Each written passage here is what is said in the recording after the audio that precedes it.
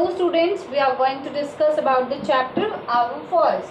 In this chapter we are going to discuss about the uses of forest, why we have to conserve the forest, how can we conserve the forest, and food chain, food web. We are going to discuss about all these topics. Firstly, we will discuss about the uses of forest. Uses.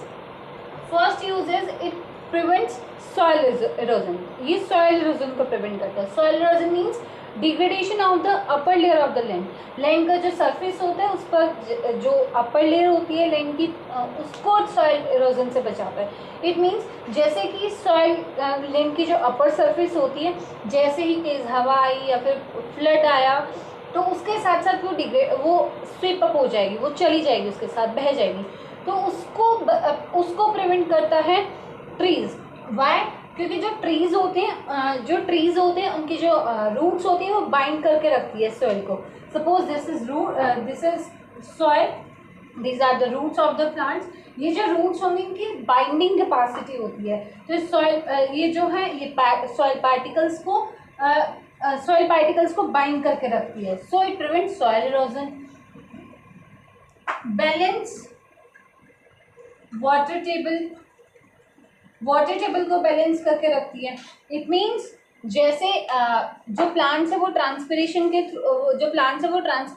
Through water plants transpiration के तो water table को balance करके रखती हैं. तो जो soil की roots, जो प्लांट्स की रूट्स होती हैं वो क्या करती हैं, वो वाटर को बाइंड करके रखती हैं. तो it prevents soil erosion. Next, balance water table को बैलेंस करती हैं. जो एज वी नो जो प्लांट्स की लीव्स होती है वो ट्रांसपिरेशन के थ्रू इवेपोरेशन वाटर वेपर्स की फॉर्म में अपना जो एक्स्ट्रा वाटर है वो इवेपोरेट करती हैं, एक्स्ट्रा वाटर को थ्रो आउट करती हैं. तो वो कैसे जाता है, वो क्लाउड्स की फॉर्म, वो एटमॉस्फेयर में जाता है, क्लाउड में कन्वर्ट होता है और फिर दोबारा रेन की फॉर्म में लैंड सरफेस पर आ जाता है, दोबारा सरफेस पर आ जाता है. तो ये दिस कंप्लीट साइकिल की प्लांट्स ये वाटर प्लांट्स लेंगे, प्लांट्स ट्रांसपिरेशन करेंगे, क्लाउड की फॉर्म में कन्वर्ट होंगे, दोबारा रेन की फॉर्म में लैंड पर आएंगे. So this complete cycle is known as water table. तो वाटर टेबल को भी बैलेंस करके रखता है, इस वाटर साइकिल को और इस साइकिल को कंजर्व कर बैलेंस करके रखते हैं प्लांट्स. It prevents flood. हमने अभी पढ़ा कि जो प्लांट्स के रूट्स हैं वो वाटर को होल्ड करके रखती हैं, वाटर को एब्जॉर्ब करते हैं, बिकॉज वाटर प्लांट्स को वाटर की ज़रूरत होती है और जो रूट्स होती हैं वो वाटर को एब्जॉर्ब करता है. तो जैसे ही फ्लड आई, जो एक्स्ट्रा वाटर होगा प्लांट्स जो है उसको एब्जॉर्ब कर लेंगे और जो एक्स्ट्रा वाटर होगा वो लैंड में चला जाएगा, सॉइल में चला जाएगा. तो it prevents from blood. Supply oxygen. हमें ऑक्सीजन देने का काम कौन करते हैं, plants. We get oxygen from plants. Absorbs CO2, carbon dioxide को एब्जॉर्ब करती है. In the photosynthesis plants need carbon dioxide. Photosynthesis जिस प्रोसेस से प्लांट्स अपना खाना बनाते हैं उसमें प्लांट्स को CO2 की ज़रूरत होती है, उसके बिना प्लांट्स अपना खाना नहीं बनाते. तो वो प्लांट्स CO2 को एब्जॉर्ब करेंगे, जिसकी अगर CO2 बहुत ज़्यादा हो जाता है एनवायरनमेंट में, that is known as global warming, जिसकी वजह से जो टेम्परेचर है अर्थ एटमॉस्फेयर का, अर्थ सरफेस का, वो बहुत ज़्यादा इंक्रीज कर जाएगा. तो it reduces the temperature by absorbing the CO2. जैसे जैसे CO2 एब्जॉर्ब होगी ग्रीन हाउस इफेक्ट की वजह से सारे का सारे जो टेम्परेचर है अर्थ का वो मेंटेन रहेगा. तो it lowers the temperature and cool the air. क्योंकि जब एटमॉस्फेयर में CO2 नहीं होगी तो जो एयर होगी वो भी कैसी होगी, कूल होगी. हम products, it provides us products, बहुत सारे प्रोडक्ट्स. जैसे कि अगर हम बात करें पल्प से क्या बनता है, we made paper from pulp से पेपर बनता है. It is obtained from plant. अगर हम बात करें लेटेक्स की, there are a lot of medicinal plants in a forest. बहुत सारे मेडिसिनल प्लांट्स होते हैं जो कि हमें बहुत ज़्यादा ज़रूरी होता है टू मेक द मेडिसिन बनाने के लिए, लेटेक्स बनाने के लिए, फर्नीचर बनाने के लिए हमें वुड चाहिए. हमें फूड प्रोवाइड करते हैं हमें बहुत. तो plants are very useful. They provide us a lot of products like medicinal plants हैं, स्पाइसेस हमें प्लांट से मिलते हैं, फूड हमें प्लांट से मिलते हैं, कॉटन हमें प्लांट से मिलते हैं, clothes, foods, these all are provided by the forest, by the plants. तो it provides shelter for wild animals. Wild animals के लिए शेल्टर का काम करते हैं, क्योंकि बहुत सारे जो एनिमल्स है, बहुत सारे जो वाइल्ड लाइफ है वो कहाँ पर रहती है, फॉरेस्ट में रहती है। तो प्लांट्स और forest is a home for very most of animals. बहुत सारे एनिमल्स के लिए क्या है, होम है, तो provide shelter for wild life. तो वाइल्ड लाइफ को क्या करती है, शेल्टर प्रोवाइड करने का काम करते हैं प्लांट्स। तो there are lot of uses for plants. Instead these uses we are degrading the forest. हम फॉरेस्ट को बहुत ज़्यादा कट डाउन कर रहे हैं, डिग्रेड कर रहे हैं बहुत ज़्यादा। We are cutting down it recklessly. We are cutting the trees without saying what we have in the future. हम फ्यूचर में हमारे पास क्या बचेगा ये भी नहीं देख रहे हैं, and we are cutting down the trees. This reckless cutting of trees is known as deforestation. इस reckless cutting of trees को हम क्या बोलते हैं, forestation बोलते हैं, deforestation बोलते हैं। So deforestation is the reckless cutting of trees and we must not cut the trees in this reckless manner. हम इस reckless manner में कट ना करके we have to conserve the forest. हमें forest को क्या करना है, conserve करना है। We have to conserve the forest and we can conserve the forest in many different ways. We will discuss about these ways now.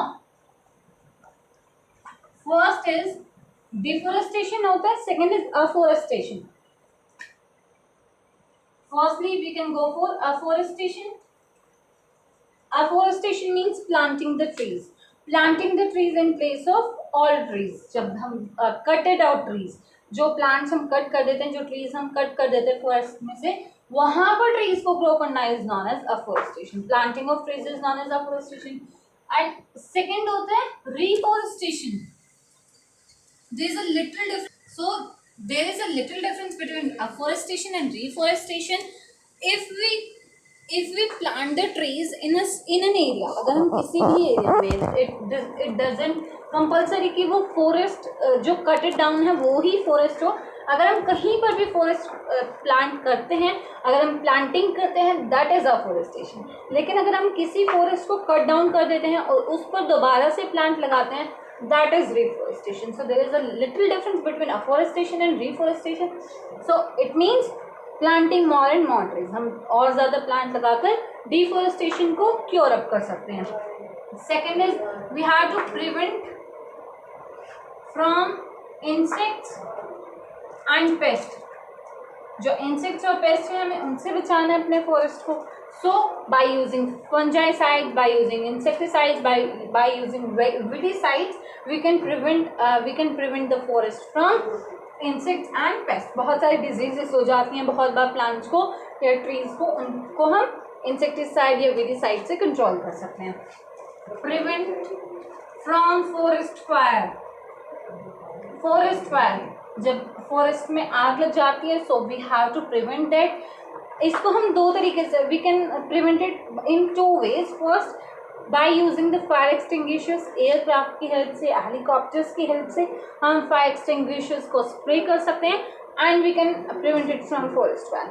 Second is wind blowers का use करें. बहुत बड़े बड़े फैंस होते हैं हमारे पास जो wind blow करते हैं. So by that we can change the direction of the fire. We can stop the fire. हम उस wind blowers की हेल्प से क्या कर सकते हैं, wind के डायरेक्शन को चेंज करके एयर को फायर को स्प्रेड आउट होने से रोक सकते हैं. नेक्स्ट इज इंसेक्टिसाइड्स इंसेक्ट से पेस्ट से बचाना है. Forest fire, afforestation, reforestation. Next is we can we have to prevent it from droughts.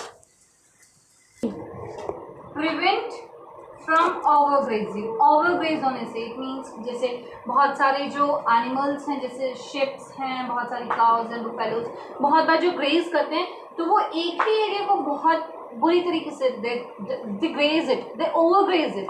वो एक ही एरिया पर grazing करते रहते हैं, that is known as overgrazing. तो हमें overgrazing से बचाना है.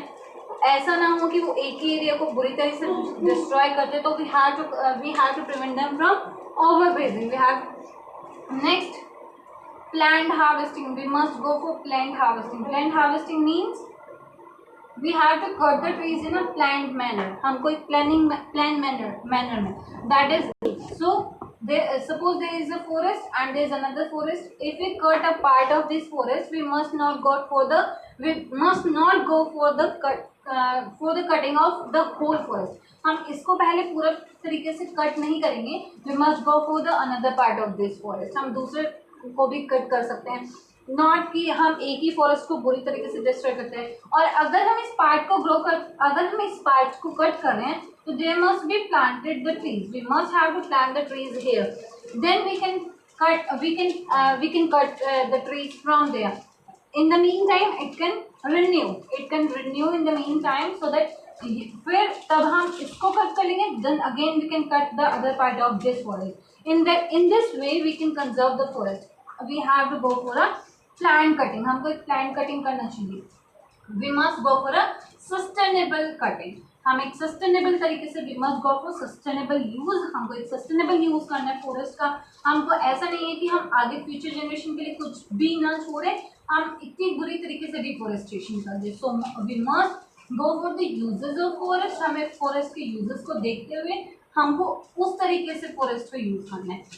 Next is food chain. We will discuss about forest कैसे होते हैं, क्या क्या होते हैं फॉरेस्ट में, ये हम डिस्कस करेंगे.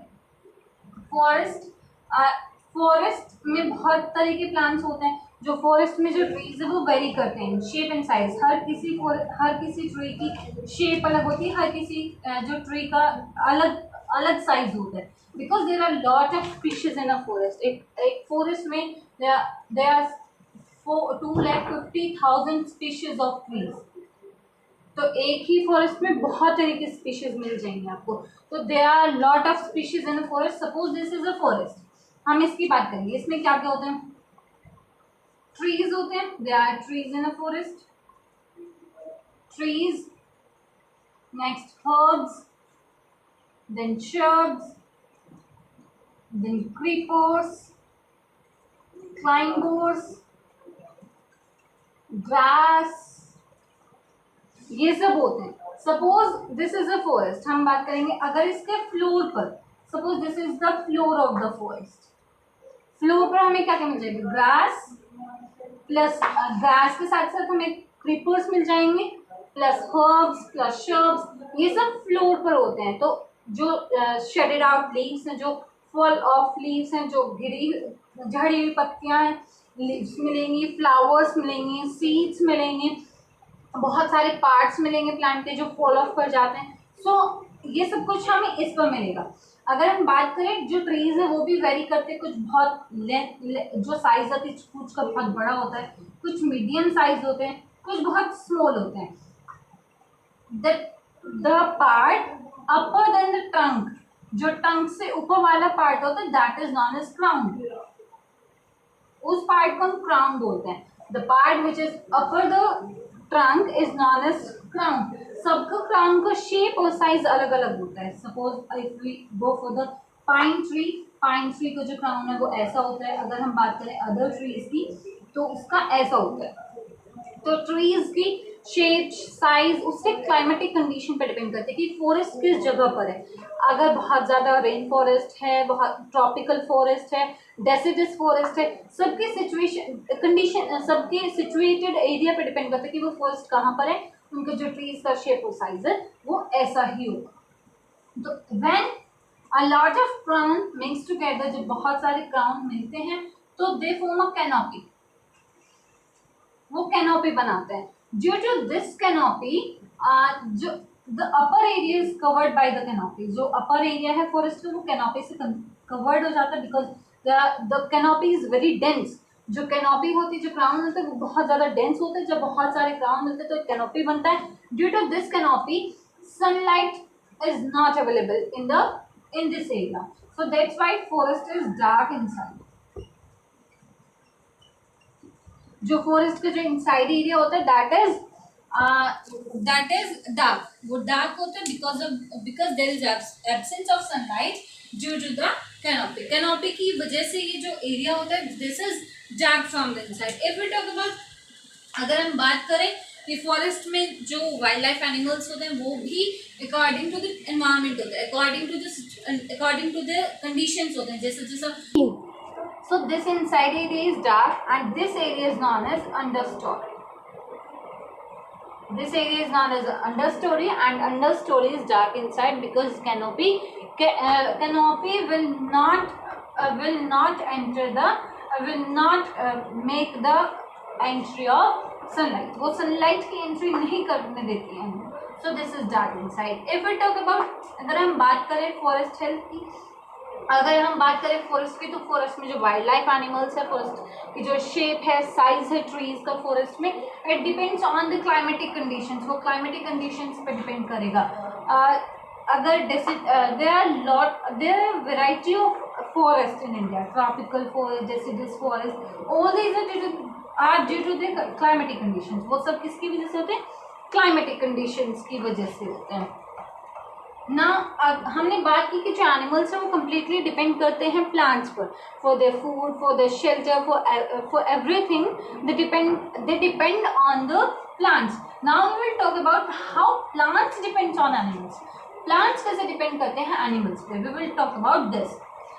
एज वी नो, हमने pollination, as we know about pollination की अगर हम बात करें, pollination means transfer of pollen grain from the stigma of a flower to the from the stigma. Pollination, first is pollination. Pollination means transfer of pollen grain from the anther of a flower to the stigma of stigma of the flower.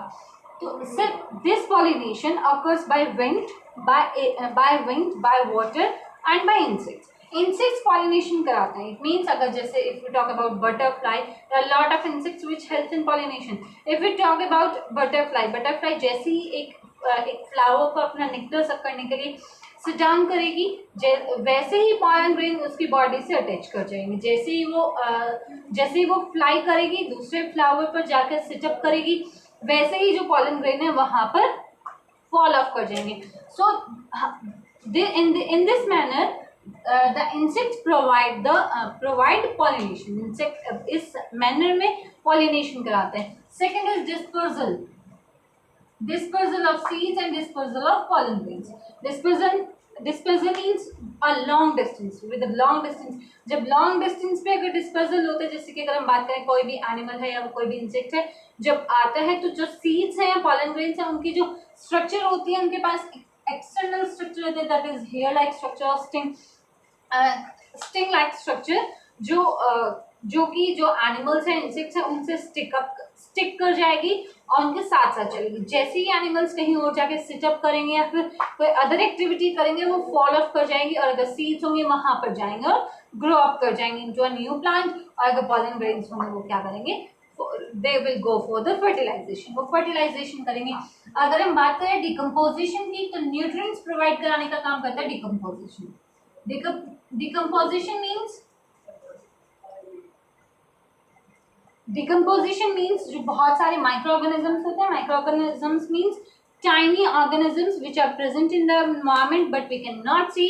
These organisms with the naked eye, we need a high power electron microscope to see these organisms. Because they are very tiny organisms, single celled organisms which can't be seen, so उनको हम micro organism बोलते हैं. Micro organism like bacteria, like fungi, these are microorganisms. ये microorganisms will go for decomposition. या decomposition कर देते हैं. जैसे कि कोई भी plant है, कोई भी dead animal है, उनका decay करेंगे. Decay of the dead bodies of plants and animals is known as decomposition. उनका decay, it means उनको दोबारा से convert करना into the nutrients. उनको दोबारा convert करना is known as decomposition.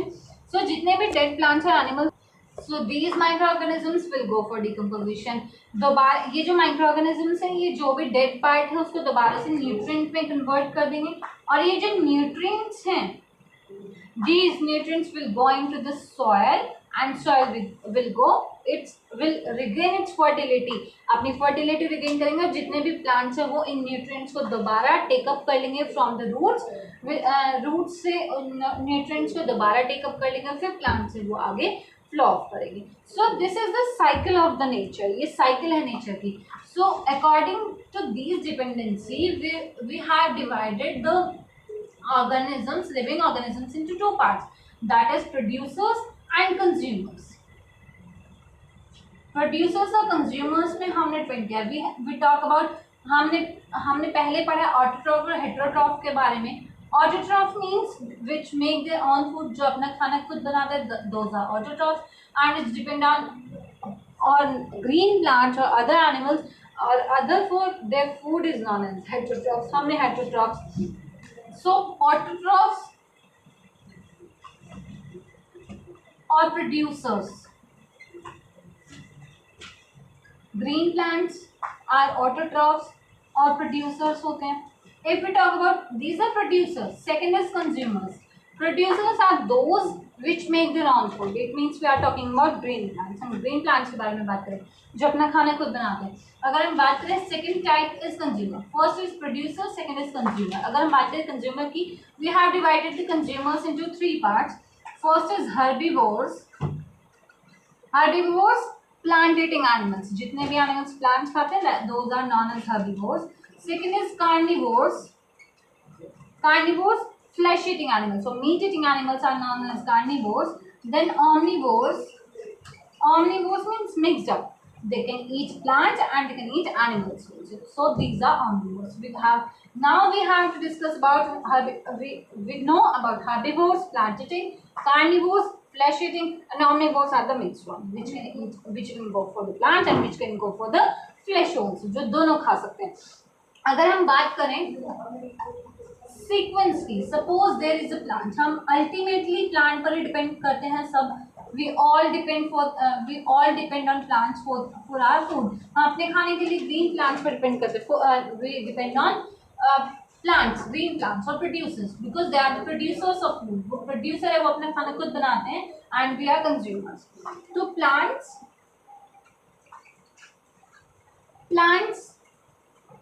Plants को खाते हैं herbivores, because we know कि herbivores कौन होते हैं, प्लांट ईटर्स.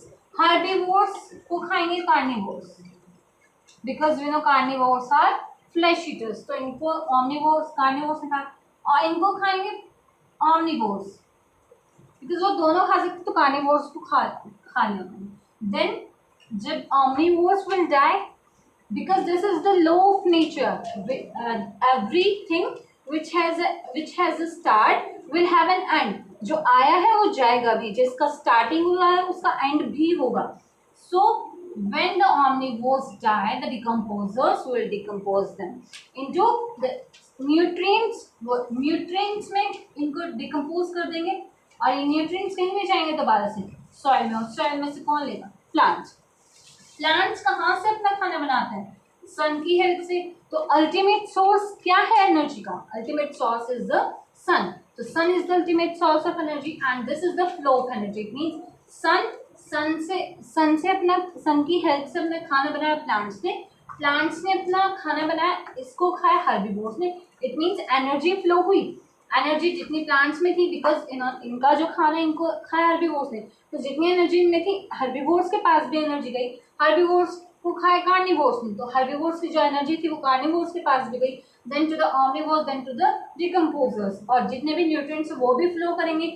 जो न्यूट्रिएंट्स है वो दोबारा से सॉइल में कन्वर्ट हो जाएंगे, और सॉइल में मिक्सअप हो जाएंगे, और दोबारा से इनको प्लांट्स करेंगे. So this is a cycle, और this sequence of which by whom is eaten up, जो जिसको खाएगा, this sequence is known as food chain. इस sequence को हम बोलते हैं food chain. This sequence of this series of producers and consumers, in which is eaten by whom, means कौन किसको खाएगा. This is known as a food chain. This complete sequence is known as food chain. And let me explain it by an example. Suppose there is plant. इस plant को खाए grasshopper ने. These grasshoppers are eaten up by the rabbit. This is a herbivore. This is a carnivore. This is a primary carnivore. अगर हम food chain, बहुत lengthy sea food chain की बात करें, तो हम प्राइमरी कार्निवोर, प्राइमरी मीन्स जो सबसे पहले खाएगा, सो this is a primary carnivore. अगर हम बात करें सपोज रेबिट को खा लिया ईगल ने, so this is secondary carnivore. This is a secondary carnivore. Eagle को खाया लायन ने, lion, this is tertiary carnivore. And then lion को डिकम्पोज करेंगे decomposers. So this is the food chain. Carnivores, primary carnivores means जो सबसे पहले खाएंगे, फिर जो कार्निवोर्स को ही खाएंगे वो सेकेंडरी कार्निवोर्स, फिर जो कार्निवोर्स को खाएंगे टर्शियरी कार्निवोर्स।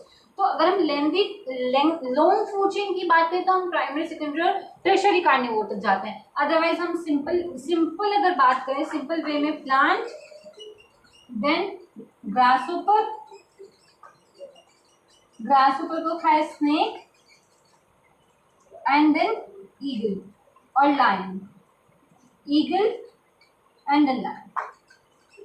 तो हम कार्निवोर्स को डिवाइड करते हैं। So these herbivore, carnivore, omnivore, these are trophic levels. इनको हम ट्रॉफिक लेवल्स बोलते हैं। These levels, these are the levels. It means this is the level of herbivore, this is the level of carnivore, these are decomposers. So these are the trophic levels. Trophic levels, we have studied about energy flow. Energy flow होती है this, and now हमने बात की कि plant से start होते हैं, then to the decomposer, decomposer दोबारा से न्यूट्रिएंट्स को सॉइल में कन्वर्ट करते हैं, then they will go to the plant. तो एवरीथिंग हैज एन एंड। तो हर किसी का एंड है। तो दोबारा से पूरी की पूरी साइकिल है, ये पूरा का पूरा साइकिल है, पूरा का पूरा कन्वर्जन है। So this complete cycle is food chain. And now if we talk about food web, अगर हम बात करें फूड वेब की, firstly we will talk about one more law of the balance.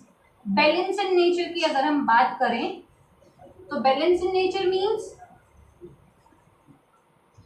so take a simple food chain, that is plant, grasshopper, then snake, then eagle, then lion, then decomposers. If we remove the snake from here, अगर हम snake को remove कर दें यहाँ से, if we remove the snake from the food chain, then what will happen? क्या होगा अगर स्नेक नहीं होंगे? स्नेक नहीं होंगे तो ईगल के पास कुछ खाने को नहीं बचेगा। तो ईगल की जो क्वांटिटी है, ईगल की जो पॉपुलेशन है, it's decrease. This is the sign of decrease. तो ईगल की जो पॉपुलेशन है वो डिक्रीज कर जाएगी। अगर ईगल की पॉपुलेशन डिक्रीज करेगी तो जो लायन है, लायन की population will also decrease, because eagle नहीं बचेंगे तो लायन क्या खाएगा? तो लायन की पॉपुलेशन विल ऑल्सो डिक्रीज। अगर लायन की पॉपुलेशन डिक्रीज करेगी तो decomposers will also decrease, because they do not get enough land to decompose. अगर हम ऊपर वाले पार्ट में बात करें, अगर स्नेक नहीं होंगे तो ग्रासहोपर की जो पॉपुलेशन है वो इंक्रीज कर जाएगी। This is the sign of increase. Grasshopper की जो पॉपुलेशन है वो इंक्रीज कर जाएगी। अगर ग्रासहोपर की पॉपुलेशन इंक्रीज करेगी तो plants will also decrease. Sorry, अगर ग्रासहोपर की पॉपुलेशन इंक्रीज करेगी तो इट मीन्स वो प्लांट्स को और ज़्यादा खाएंगे। इट मीन्स प्लांट्स की जो पॉपुलेशन है वो डिक्रीज कर जाएगी। तो the whole chain will got disturb. पूरी की पूरी जो चेन है वो अनबैलेंस हो जाएगी, पूरी की पूरी चेन डिस्टर्ब हो जाएगी। So this is the balance in the nature. If we talk about की लायन एंडेंजर्ड स्पीशीज है, lion are going to be extinct, lion extinct हो रहे हैं, we have to conserve the lions. That's why we have to conserve the lion, क्योंकि अगर हम एक step को भी स्किप कर देते हैं from the food chain, the whole nature will go for the disturbance. पूरे के पूरे फूड चेन में क्या हो जाएगा? डिस्टर्बेंस हो जाएगा। सो that's why we do not have to underestimate even a single microorganism. हम एक सिंगल माइक्रो ऑर्गेनिज्म को भी क्या नहीं करना? अंडरएस्टिमेट नहीं करना। सो this is the balance in the nature. जो नेचर है वो बैलेंस बना के रखता है हर एक चीज के बीच में, तो हम किसी भी चीज को स्किप अप नहीं कर सकते। Now we will discuss about food web. The last topic of the chapter is food web. Food web means interconnection of food chain. जब बहुत सारी फूड चेन मिक्सअप हो जाती है, that is known as food web. अगर हम बात करें प्लांट्स, अल्टीमेट सोर्स। प्लांट्स को सपोज ग्रास ऊपर ने खाया,